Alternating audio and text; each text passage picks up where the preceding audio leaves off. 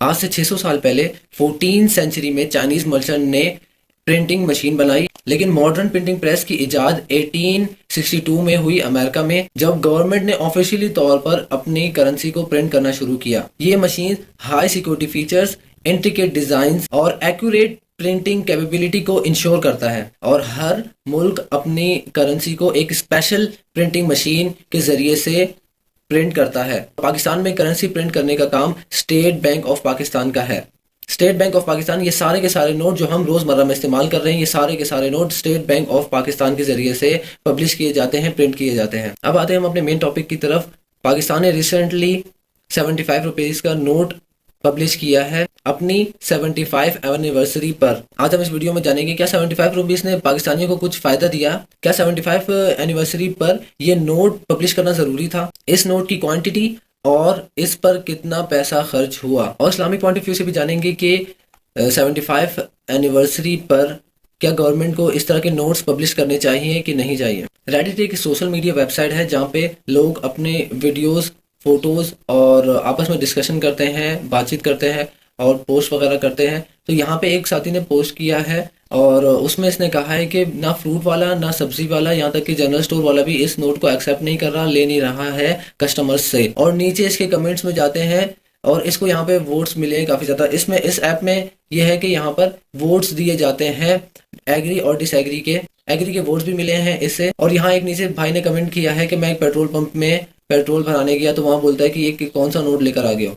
मतलब अक्सर बंदे, अक्सर दुकानदार इस करेंसी को एक्सेप्ट करना नहीं चाहते, क्योंकि उनकी कैलकुलेशन में मसला होता है। दुकानदार के जरिए से कस्टमर को मिले या कस्टमर के जरिए से दुकानदार को मिले, तो दोनों ही शुरू में यही चाहते हैं कि ये नोट मुझे ना मिले, मुझे कोई और नोट दे दे। आवाम इससे खुश हुई कि भाई अब मेरा मोबाइल है, मोबाइल के पीछे मैं एक नया नोट लगाऊंगा। पहले 5000 का लगाया होता था, कभी कोई नोट लगाया होता था, कभी किसी ने बाहर का लगाया, किसी ने डॉलर लगाया हुआ, किसी ने दिरहम लगाया हुआ कोई।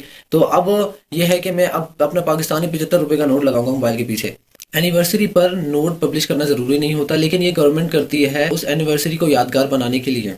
अब आते 75 रुपीज की क्वांटिटी, और इस 75 रुपीज की जितनी क्वांटिटी है उस पर कितना पैसा स्पेंड हुआ गवर्नमेंट का। Over 100 million pieces of each of the two design, means 100 million ये वाला और 100 मिलियन ये वाला। मतलब ये दोनों 75 के नोट 200 मिलियन पब्लिश हुए, 200 मिलियन छपे हैं ये नोट, 200 मिलियन प्रिंट हुए हैं। 200 मिलियन यानी 20 करोड़ नोट पब्लिश हुए हैं ये 75 रुपीज के नोट। अब आते हैं कि ये नोट किन किन चीजों से बनते हैं, किन किन चीजों से मिलकर ये नोट बनते हैं। Number 1 cotton, number 2 linen, number 3 silk fibres, number 4 colour. कपास, कतान, रेशम के रेशे और कलर से मिलकर, इन 4 चीजों से मिलकर एक नोट को तैयार किया जाता है। एक करेंसी नोट में 75% कॉटन एंड 25% लिनन इस्तेमाल होता है। पाकिस्तानी रुपीज में ये सिल्क फाइबर, रेशम के रेशे ये बहुत कम इस्तेमाल होते हैं, ये डॉलर्स और बाहर की करेंसीज में इस्तेमाल होते हैं। अब 20 करोड़ नोट में कितना कॉटन इस्तेमाल हुआ है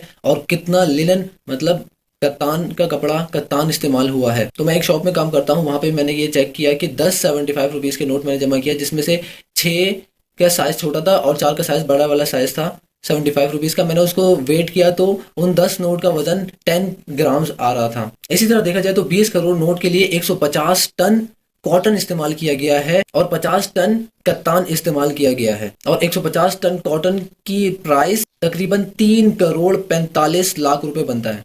और लिनन को देखा जाए तो 50 टन लिनन इस्तेमाल किया गया है इस 75 के 20 करोड़ नोट को बनाने के लिए। और 50 टन लिनन की प्राइस 1 करोड़ 80 लाख रुपए है। अगर इन दोनों को टोटल किया जाए तो 5 करोड़ 25 लाख रुपए सिर्फ कॉटन और लिनन में इस्तेमाल हुए हैं। और इनके साथ साथ कलर, मशीन्स की फ्यूल कंजप्शन, स्टाफ और वर्कर की सैलरी, इन सबको मिला के देखा जाए तो तकरीबन 8 से 10 करोड़ रुपए इस 75 रुपए के नोट बनने के प्रोसेस में लगे हैं। न्यू नोट बनाने में, न्यू करेंसी बनाने में इस्लाम में कोई पाबंदी नहीं है कि वो बनाए या ना बनाए, चाहे मुल्क की एनिवर्सरी हो या ना हो। लेकिन जब मुल्क की इतनी हालात खराब हो कि लोगों के पास जराए आमदनी ना हो और हुकूमत ऐसे ऐसे काम करे, 10-10 करोड़ रुपए कभी कहाँ खर्च कर लिए, बाकी कुछ पैसे कहाँ खर्च कर लिए, तो इन चीज़ों को इस्लाम पसंद नहीं करता है। आप इस 75 रुपीज़ की करेंसी के बारे में अपनी राय कमेंट करके मुझे बताएं और मिलते हैं नेक्स्ट वीडियो पर। अल्लाह हाफिज़।